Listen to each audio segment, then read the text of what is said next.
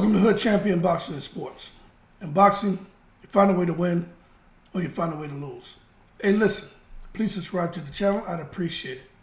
Terence Crawford being forced out of boxing, man. Y'all don't see what's going on? They don't want Terence Crawford. And I don't understand why they don't want this man to accomplish his goals. Now, Crawford has been fighting for a long time, okay? When you get to the point you are in Terence Crawford's career, 40 wins,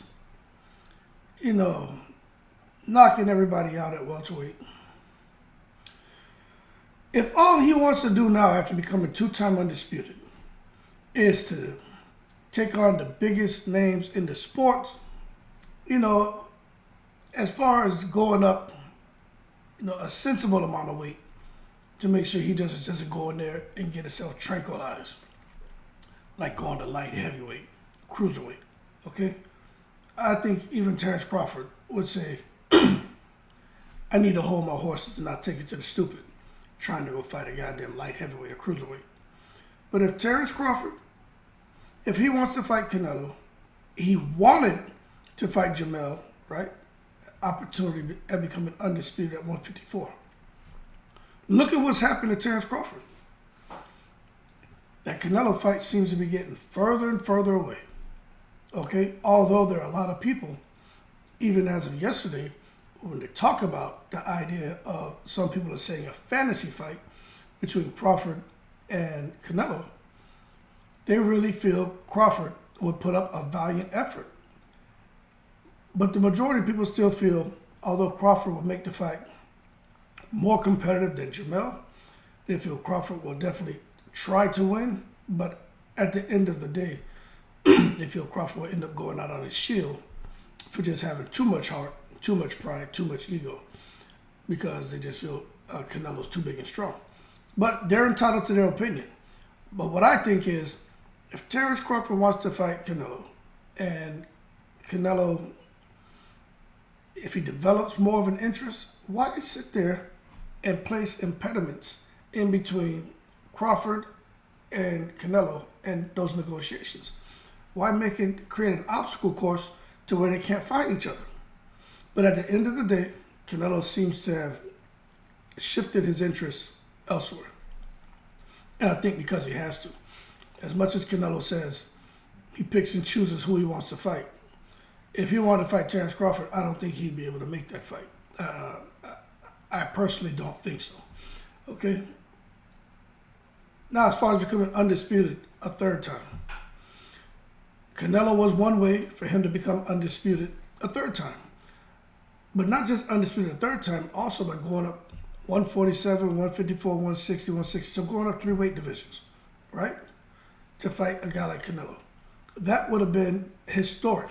If the fight would, well, I'll say that will be historic if the fight happens while Canelo still has the belts and he happens to beat him. But again, I just said, that fight seems to have gotten further and further away. So then it's like, okay, come down. Boom, Jamel Charlo.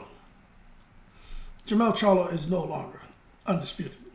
Matter of fact, I don't even know what to think about Jamel Charlo either. But Crawford and Jamel Charlo, that would have been an amazing fight. But I'm going to tell you what sucks about it, is Jamel Charlo, they took his WBO, right?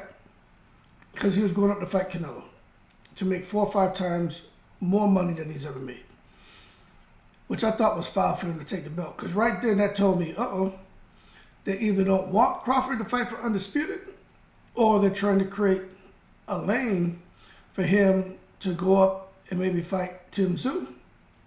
As long as Crawford still has his WBO strap, go up and fight Tim Tszyu, pick up that WBO if he beats him, and now he can fight Jamel for undisputed. But then if you look, for some reason, right, Jamel Charlo vacated his IBF. Now, I personally think it's because it went to purse bid, and he just didn't want to deal with that crap. You know what I'm saying? After making the kind of money he made, he was undisputed. He probably is sitting there saying, you know what, I can kind of pick and choose what I want to do. And I'm not going to go from making, word is 15 to 20 million against Canelo, to come down here and make, 500,000 to 2 million for this guy. But again, I don't know why he dropped that belt, but I do know he dropped that belt. So right now for Terence Crawford, fighting Jermell Charlo, the best he can do is win a WBC and WBA strap at 154 if Jermell will fight him. But the way things work, see, Crawford no longer has a direct shot at Jermell. He still could go to Tim Tszyu route as long as he keeps that WBO belt. But other than that, Terence Crawford's opportunities to become undisputed in the third weight division, which was a goal of his, gone. Not going to be easy. Terence Crawford's desire to maybe fight Canelo for a huge payday, to continue trying to add to his legacy, I would just say that opportunity's gone. Ship sail, Canelo, secret society, key decision makers have other plans for Canelo. As far as Crawford fighting Jermell Charlo, I don't know. I think that ship may have sailed too, man. I'll be honest with you. But then Crawford comes out and says that because of how Jermell performed, he doesn't want to fight him. I didn't really like when Crawford made that statement because it's like, my man, don't get too big for your bridges. Start looking down on fighters like, you're so superior that you fighting them, you wouldn't get any credit if you beat them. Because let me tell you something. Crawford versus Jermell Charlo, that's a competitive fight.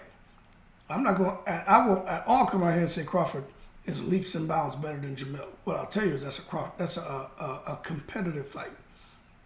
So then also you look at Crawford as far as him just going out here and picking the biggest fights and making the biggest purses. Okay, he's got Earl Spence, the rematch. When is it going to happen? No one knows. Early next year, no one knows. But outside of the Earl Spence rematch, as far as Crawford trying to timeline the last 2, 3, 4 fights of his career, and look at the last 2, 3, 4 fights and who those 2, 3, 4 names are going to be, where his fights are going to be held. Crawford has no options. Nothing. You know, it's the only option Terence Crawford has right now. The only option. And if you watch the secret societies at work, what direction are they trying to push Terence Crawford? They're trying to push him to boots inners. That is the direction the secret society is trying to force him. They're trying to force the boots in his fight on Terence Crawford. Terence Crawford said he didn't want to fight him. He doesn't want to fight him. Some people saying he's ducking him. I don't think he's ducking him. I think Terence Crawford, after he became undisputed at 147, right? I think he said, okay, look, Earl Spence was the man who would have beat all these guys. Why would I now go fight one of them when I'm not going to get any credit? So let me add to continue adding to the momentum and bubble up and fight a Jermell for undisputed, or bubble up and fight Canelo for undisputed. But I can't move down the ladder necessarily. I got to keep moving up the ladder. Can't reverse now. And some people don't seem to understand that because this is social media and you just get different personalities on here who just want to see things the way they want to see them. But I understand the argument where some people think he's ducking boots, but I personally believe Crawford ain't ducking no damn boots. I personally think Crawford is really trying to make the most money possible before he retires. Because if you listen to Crawford, he's been doing this a long time, man. He seems a little frustrated. He seems a little tired, right? And when you look at what's happened to this man recently, look, if I can see these doors and opportunities closing on him, I'm sure he sees it. I'm sure he's having discussions with people. Y'all see it. I'm not making this up. You can say, well, yeah, Crawford could have fought Boots in his. Who knows what happened? You're going off what Boots said? You going off what Crawford said? How about we take what both of them said? How about we take that into consideration and we sit here and say, okay, maybe there's some truth to both sides. But if the fly on the wall could talk, cool. But the fly on the wall doesn't talk, right? So we talk. We have a conversation. And I'll be honest, I don't know what happened there. But what I do know is I think Jerome Boots Ennis is a competitive fight for Crawford.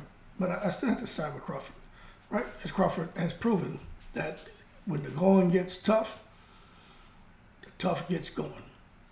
And he turns to the southpaw man, and the fight ends soon thereafter. But that being said, as far as Terence Crawford, man, when I listen to what he really wanted for himself the last few fights, and how that's not really on the table for him, I really feel they're trying to force this man out of boxing. And it's horrible.